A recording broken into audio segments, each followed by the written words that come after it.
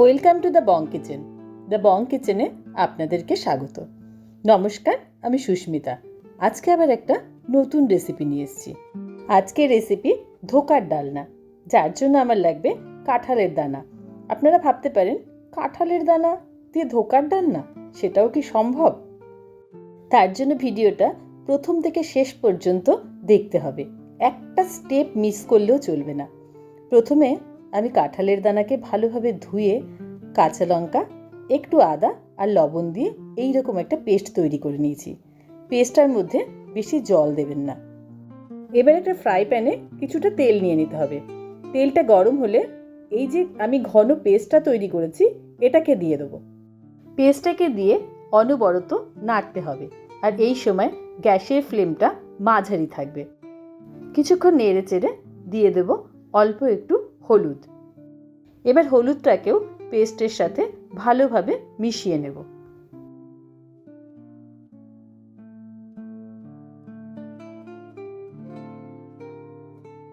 এবার দেব 1 চামচ চিনি।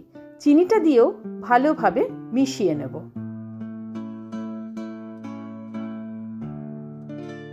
এবার বাইন্ডিংয়ের জন্য আমি দিয়ে দেব অল্প করে বেসন। আপনারা যখন পেস্ট তৈরি করবেন তখন যদি বেশি জল দেন তাহলে এই সময় বেশি বেসন লাগবে, কিন্তু যদি কম জল দেন তাহলে বেসনের পরিমাণটা খুব কম লাগবে। বেসনটাকে ভালোভাবে মিশিয়ে নেব।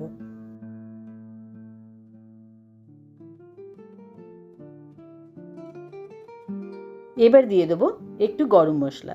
আমি এখানে সানরাইজের শাহি গরম মশলা ইউজ করেছি। আপনারা ইচ্ছা করলে ঘরে বানানো গরম মশলাও দিতে পারেন। গরম মশলাটাকে ভালোভাবে মিশিয়ে নেব। যখন প্যানের থেকে এই রকমভাবে যখন উঠে আসবে মন্ডটা, তখন বুঝবো যে আমাদের বাইন্ডিংটা ঠিকঠাক হয়েছে। এবার একটা থালার মধ্যে আমি একটু ঘি দিয়ে ভালোভাবে ঘিটাকে থালার মধ্যে মাখিয়ে নেব।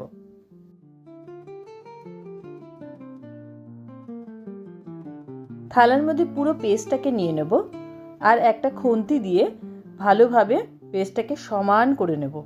তারপর বরফির আকারে কেটে নেব।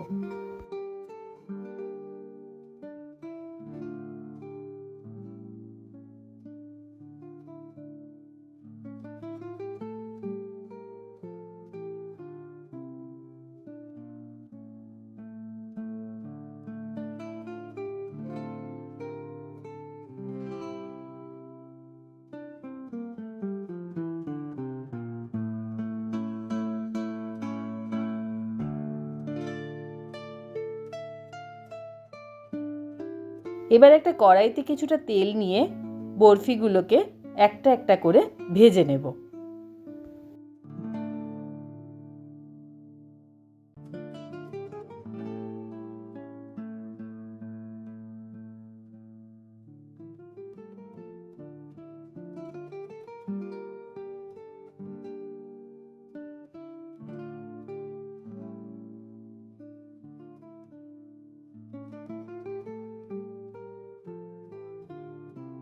বেশ এইরকম লাল লাল মতো হয়ে গেলে আমি কড়াই থেকে বরফিগুলোকে তুলে নেব। এইভাবে আমি একে একে সবগুলো ভেজে নেব।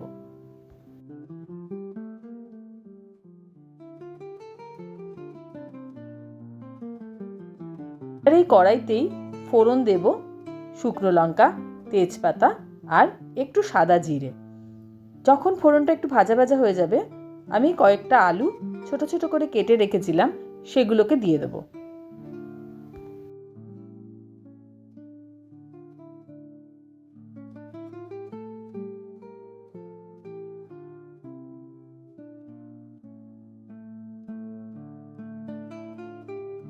আলুগুলো একটু লাল লাল মতো হয়ে এলে আমি এর মধ্যে দিয়ে দেবো 1 চামচ লবণ, হাফ চামচ হলুদ গুঁড়ো, 1 চামচ ধনের গুঁড়ো আর 1.5 চামচ মতো জিরের গুঁড়ো।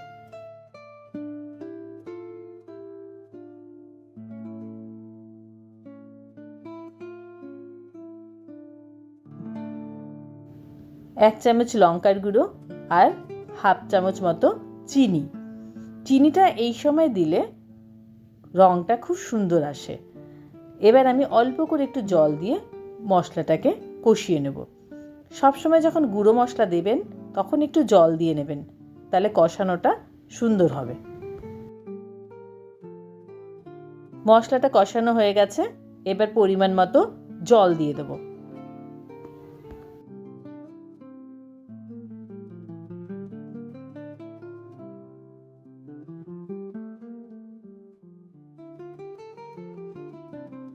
ঝোলটা ফুটে উঠেছে, এবার আমি একটা খুন্তি দিয়ে দেখে নেব আলুগুলো সেদ্ধ হয়েছে কিনা।